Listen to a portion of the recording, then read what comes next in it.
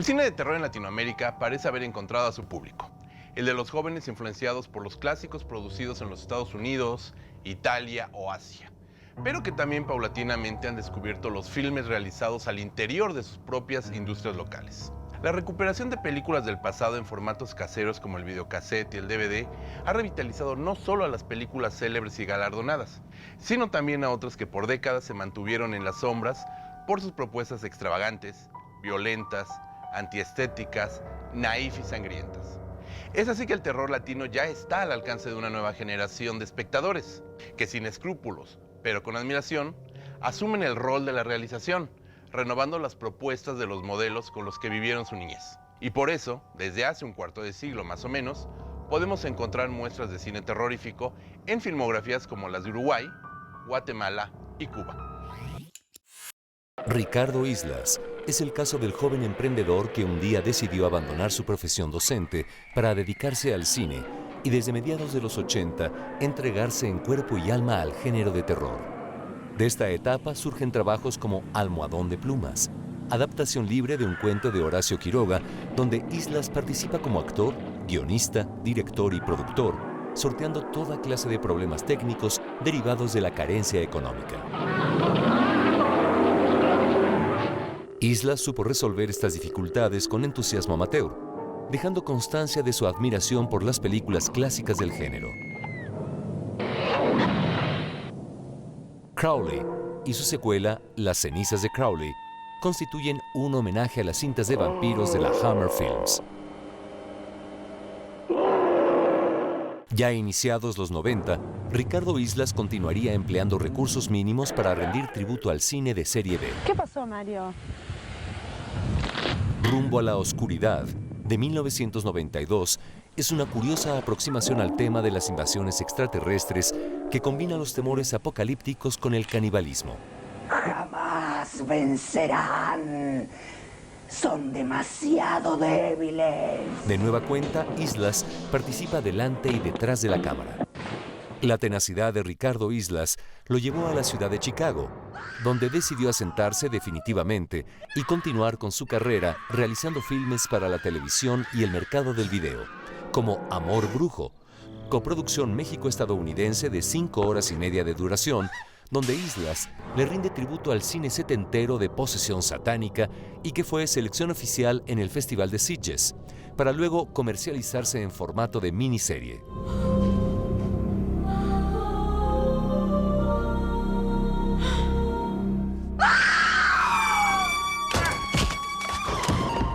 A partir de entonces, las producciones dirigidas por él son del todo estadounidenses, pero siempre con el terror como hilo conductor, como puede verse en Night Fangs, donde el director se inspira en el caso real de la condesa Bathory para retomar el tema de los vampiros.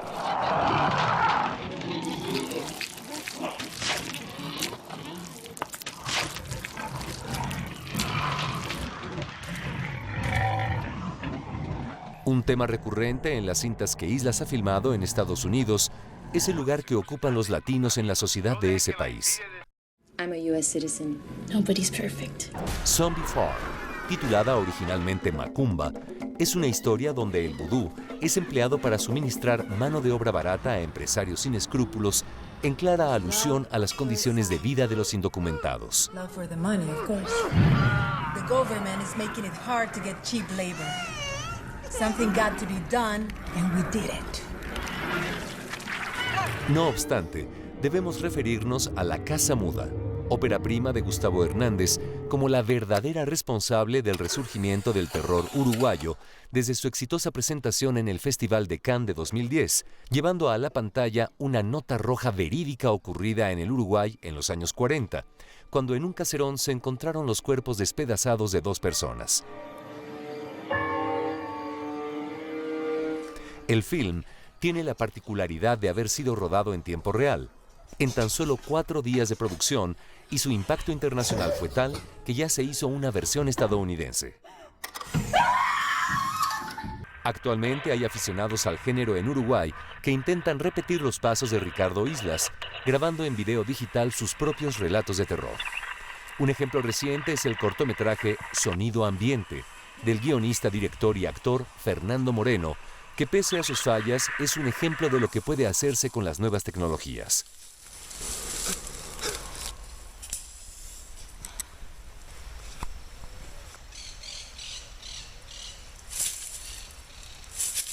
¿Qué?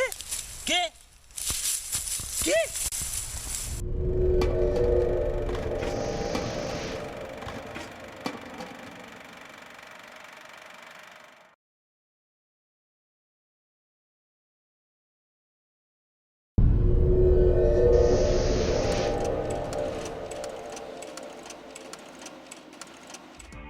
Chile es uno de los países donde los jóvenes cineastas han decidido que el cine de terror es una buena manera de adentrarse en la industria fílmica de su país. El primero de ellos es Jorge Holguín, todo un entusiasta del fantástico en aquella nación, quien con tan solo 35 años de edad se ha mantenido constante en el ejercicio fílmico del género, contando ya con un puñado de largometrajes presentados en los festivales especializados más importantes del mundo, de donde han salido los contactos suficientes para que también sean comercializados en formatos caseros a nivel internacional, sentando un buen precedente para otros de sus compatriotas. Con 4 largometrajes muy bien recibidos en el ámbito internacional, Jorge Holguín es el abuelo del terror chileno, a pesar de ser un treintañero.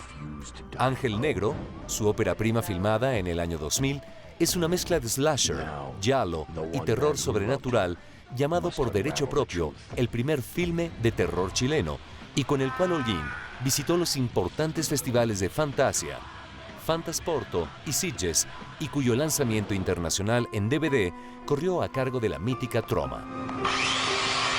2 años después, en el 2002, estrena su filme de mayor trascendencia internacional, Sangre Eterna.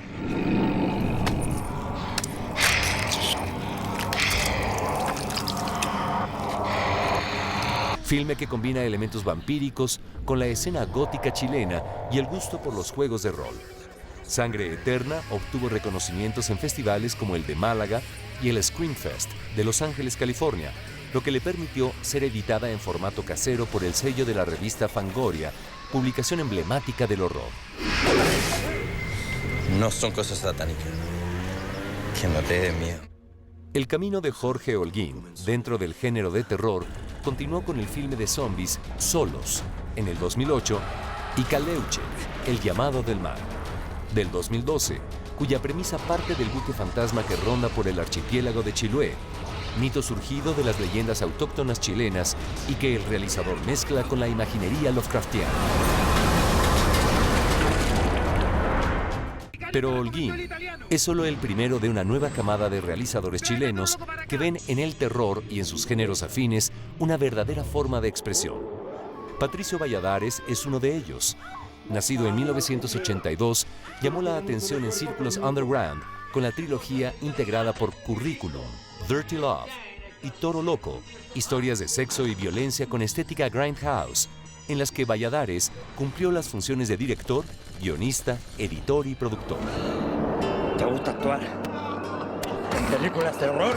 Sería en 2012 cuando Patricio Valladares filmó la cinta por la que es más conocido, En las afueras de la ciudad.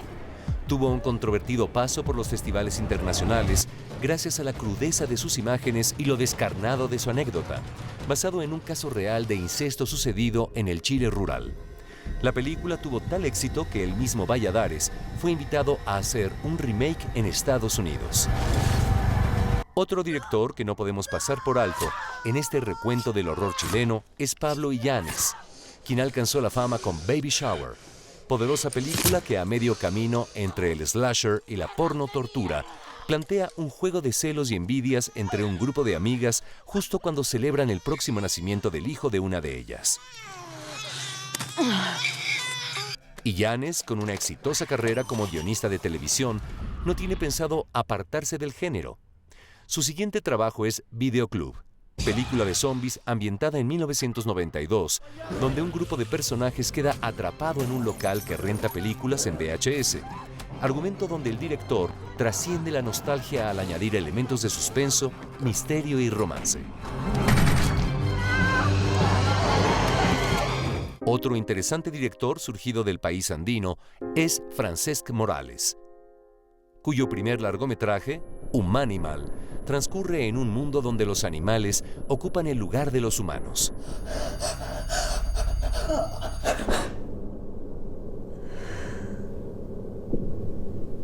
La película carece de diálogos y está interpretada por actores con disfraces que nos remiten al cine infantil, aunque la cinta en realidad es un drama surrealista con tintes de horror.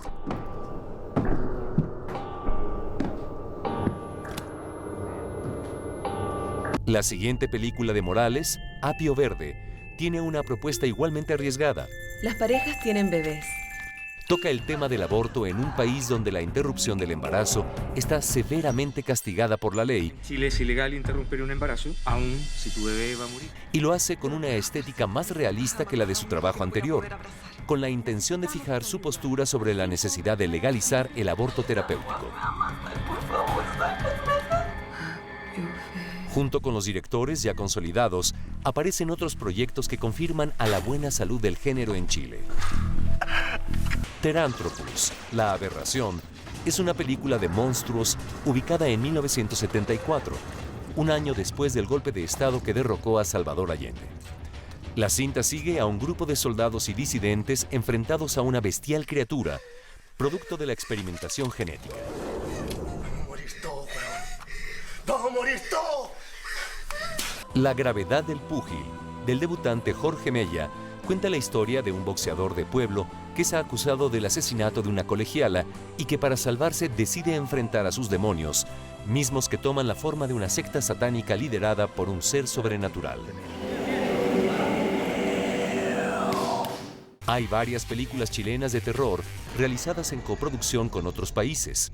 Entre ellas podemos mencionar Aftershock, que parte del terremoto que azotó a Chile en febrero de 2010 para especular sobre la reacción de los sobrevivientes de un desastre natural al verse libres de las normas sociales. Destaca la presencia en el reparto de Eli Roth, el director de Hostal y La cabaña sangrienta.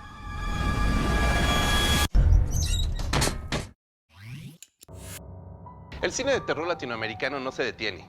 Por el contrario, ya no se sitúa solamente en las filmografías de mayor tradición del subcontinente, sino que también emprende nuevos caminos en un mundo donde la globalización informática permite que todos los fanáticos del género estén al tanto de lo que sucede más allá de sus respectivas fronteras. Y por qué no decir que esta misma comunicación transfronteriza ha redituado en que se comience a sembrar un gusto por el cine de terror en realizadores debutantes en países naturalmente alejados del género, como en Cuba, e incluso en filmografías mucho más jóvenes como la guatemalteca.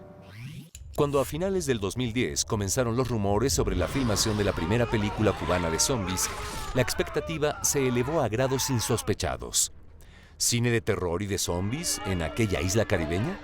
Pues sí, tras el esperado estreno de Juan de los Muertos en 2011, el público se volcó para declararla de forma casi unánime la quinta esencia de la comedia zombie. Juan de los Muertos, matamos a sus seres queridos. ¿En qué puedo ayudarle? Sangrienta, divertida y hasta cierto punto beligerante contra el sistema dictatorial de Cuba, haciendo que los monstruos respondieran al nombre de disidentes. Juan de los Muertos tenía realmente muy poco de terror. Y aún así, muchos afirmaban de forma errónea que esta cinta del argentino Alejandro Brugués era la primera película de terror de origen cubano.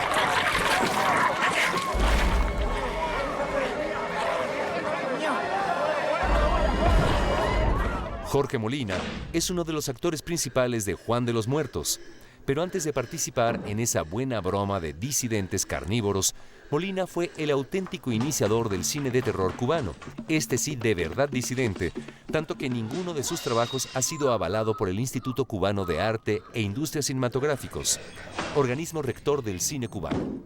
¿Qué quieres decirme, León? ¿Que esta pobre chica tiene el demonio dentro? Molina ya había actuado en Policlínico Miserable, cortometraje de horror de Ramiro García Bogliano, aunque su mayor aportación al género ha sido como director.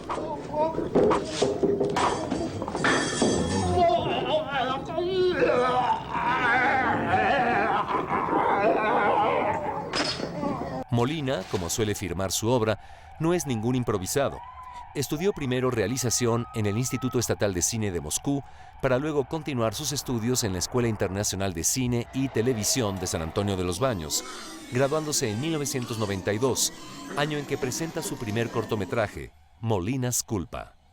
A este seguirían media docena más de cortos, incluyendo el relato postapocalíptico Molinas Solarix, de 2006, con guión escrito en una noche, 2 actores y un presupuesto de $10 que sin embargo se traduce en un trabajo original.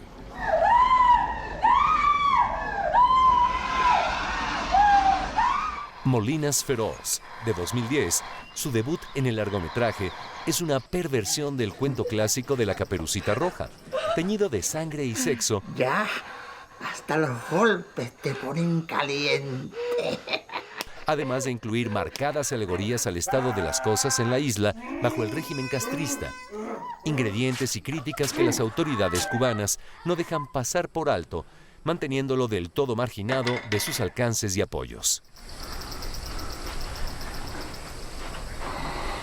La escasa filmografía de Guatemala, cuyo primer filme de producción 100% nacional se realiza hasta el año de 1950, se decantó por melodramas muy del estilo del cine mexicano de la época, donde el terror no tuvo cabida hasta el año de 2011, cuando se estrena Toque de Queda, película realizada por Elías Jiménez y Ray Figueroa, que se convirtió en la primera del género producida en aquel país y que parte del subgénero zombie para crear una crítica social sobre la violencia imperante en la juventud guatemalteca, que en la cinta se propaga como un virus y que es un miedo real en el país centroamericano, principalmente provocada por los enfrentamientos con los pandilleros de la Mara Salvatrucha. Es, sin embargo, Exorcismo documentado, de Rodrigo Estrada, que se convierte en todo un descubrimiento por la calidad técnica en su factura, lo descarnado de la puesta en escena y lo bien logrado de su ambientación, convirtiéndose en un éxito de taquilla con todo y desmayos en los cines, según se cuenta, pero que además ha recibido las bendiciones de la crítica formal guatemalteca, dejando el listón muy alto para los cineastas que busquen incursionar en el cine de horror en ese país.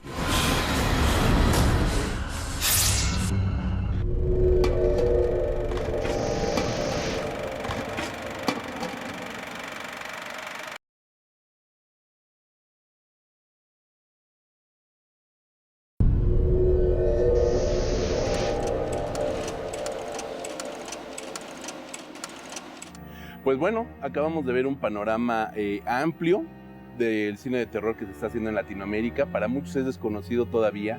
Nosotros mismos en la mesa estamos trabajando cotidianamente en este tipo de terror que es muy característico de la región. Algo que va mucho con la falta de producción de este tipo de cine en Latinoamérica es esta crítica constante y la comparación que se tiene con Estados Unidos, sí, en claro. la cuestión de efectos visuales. Claro. Ha sido un género al que los estadounidenses han puesto una barra muy alta, ¿no?, en la cuestión visual, y que creo que ningún país, si nosotros mismos en México, que tenemos como de las más fuertes de industria de cine de Latinoamérica, no podemos ponernos como al tú por tú en los efectos visuales, ¿no?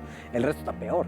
Entonces hemos tenido que estar como resolviendo de una u otra manera, y además siempre hay un prejuicio muy grande a las películas de género de cada región. Sí, se consideran menores. Se consideran menores, por la misma comparación. Sí, se consideran menores sobre todo en cuanto a calidad y a cantidad, eso es muy interesante. Y de hecho, algo que puede ser muy notorio es que la producción de muchos países, vamos a dejar México un poco de lado, que tiene una industria y en nuestra historia ha tenido una industria más fuerte. Países como Costa Rica, países como Guatemala, países como Cuba, que ya hemos estado discutiendo ahorita, son países cuya producción general es muy pequeña. Claro. O sea, y estamos hablando de drama, estamos hablando de comedia, de romance, etcétera. Es muy pequeña su producción y una mínima parte de ella es de cine de terror. No vamos muy lejos. Cuba tiene apenas un par de largometrajes de cine de terror. Costa Rica va por lo mismo, tiene un par de largometrajes de terror. No dudamos que estén saliendo nuevas cosas, pero la industria también cuenta, ¿no, Marco? Ah, claro, y aquí, por ejemplo, el aspecto de la distribución, porque podría pensarse, y de hecho están todos los elementos puestos, para hacer una unificación como del mercado. Digo, es todo un subcontinente. Digamos, simplemente hay que poner el ejemplo de Europa. Una región mucho más pequeña, que aparte tiene como 20 idiomas, que debería ser más difícil integrarlo, pero al contrario, es mucho más común encontrar coproducciones. encontrar una mezcla de géneros, de que él ya lo influye en películas españolas y de ahí pasamos a Francia y tal. Y en cambio en Latinoamérica estamos como muy aislados, no nos enteramos ni siquiera de lo que pasa, a pesar de incluso ahora con internet, te enteras pero de manera muy precaria, por ejemplo que hay festivales en Argentina. Cuando sería por facilidad de idioma, por facilidad, por interés simplemente de una identidad propia, aunque sean países diferentes y lo que quieras, pero tenemos toda una historia en común, sería mucho más factible hacer ese tipo de integración en nuestros países, pero no la tenemos. Entonces nos enteramos de repente por ahí por películas que vienen en festivales como Macabro, películas, y también notamos, por ejemplo, que sí son luego producciones muy de aficionados, ¿no? Recuerdo títulos como Baño de Sangre, que es una película. Ron Ron Bunny. Ron Ron Bunny, exacto. ¿Sí? Pero ahorita que mencionas que parece hecho por aficionados, habrá que revisar si realmente no está hecho por aficionados, no en el sentido de que son improvisados, sino en el sentido de que son fanáticos del cine de terror y son ellos los que están obligando, cuando es el caso, a las instancias gubernamentales a financiar sus filmes. Eso es algo muy interesante, porque entonces estamos frente a un cine totalmente democrático, porque es bueno, no el pueblo, es el que tiene el interés de hacer cine de terror, el que le está diciendo al gobierno, oye, apóyame para hacer este tipo de cine. A Bogliano, que es una de las puntas de lanza del cine latinoamericano de terror argentino, él apenas tiene una película patrocinada, subvencionada por el Estado. Sus producciones son más de una decena, todas autofinanciadas. Y apenas el Instituto Argentino de Cinematografía le ha producido una. Entonces, eso también nos habla de una cosa. En Chile, por ejemplo, Francesc Morales, que es el que está haciendo también ahorita cine de terror, Holguín, que es otro cineasta chileno que están haciendo terror, son producciones totalmente independientes. El Sanatorio, ¿no? También, por ejemplo, es de Costa Rica, ¿no? Es una película que está hecha en el estilo de todo documental, ¿no? Como falso documental, de manera completamente independiente con los amigos y que funciona muy bien. La narrativa está muy bien hecha, pero como dices, el apoyo de gobierno y sobre todo a este tipo de géneros, ¿no? Que empieza a soltarse ese apoyo cinematográfico por parte del gobierno al género del terror, es muy difícil. O sea, siempre hay un prejuicio también. Sí, y aparte, bueno, es que el hecho de que se ha hecho por aficionados también influye mucho en esto de que no se puede exportar tan fácilmente. Y no es tan sencillo venderla, digamos, a cable, aunque tenemos esa facilidad del idioma, pero la manufactura y lo fácil que es vender, por ejemplo, que Estados Unidos sus producciones, que es un mercado ya muy secundario, pueden incluso hacer como que resarcirse de pérdidas o complementar sus ingresos vendiendo muy barato a Latinoamérica para todo lo que está surgiendo en el Y hay que ver el aspecto positivo de la independencia, ¿no? Porque justamente tienen esta libertad creativa que les permite hacer cosas muy, muy interesantes. Mencionabas El Sanatorio de Costa Rica, que creo que es una de las 2 películas de terror hechas en Costa Rica. La verdad, es muy efectiva la película, o sea, efectiva en el sentido de que uno la ve, se espanta, o sea, cumple su cometido, sí genera miedo en los espectadores, ¿no? Eso me parece algo bastante positivo. Habrá también que revisar si se debe a que son independientes o se debe a que estas personas realmente están capacitadas para generar buenos productos. Y ahorita que comentan algo que comentabas del festival Macabro, no solamente en México, Macabro, Feratum y Mórbido, que son, y aparte otros como Aurora, que están en el interior de la República, son festivales que están preocupados porque este cine de terror latinoamericano se vea.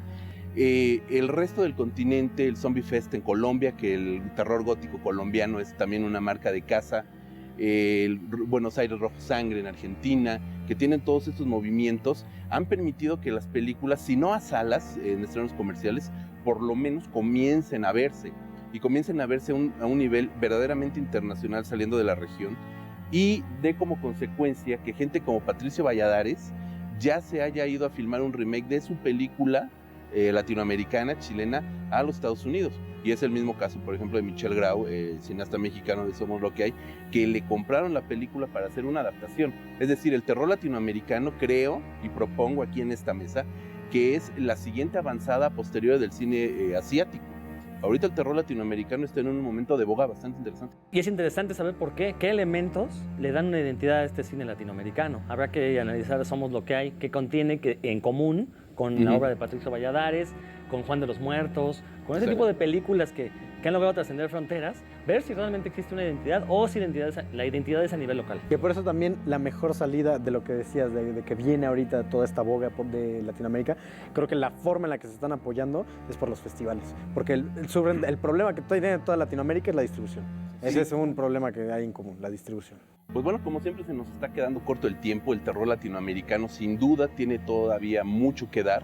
Hemos descubierto por allí cosas en Perú, cosas en Colombia, bueno, Guatemala. no vamos tan lejos, Guatemala, exorcismo documentado, una película muy interesante de Guatemala, y yo creo que daría esto para mucho más, y bueno, finalmente esto ha sido todo por hoy. Muchas gracias por haber estado en Paracinema, los esperamos acá la siguiente semana.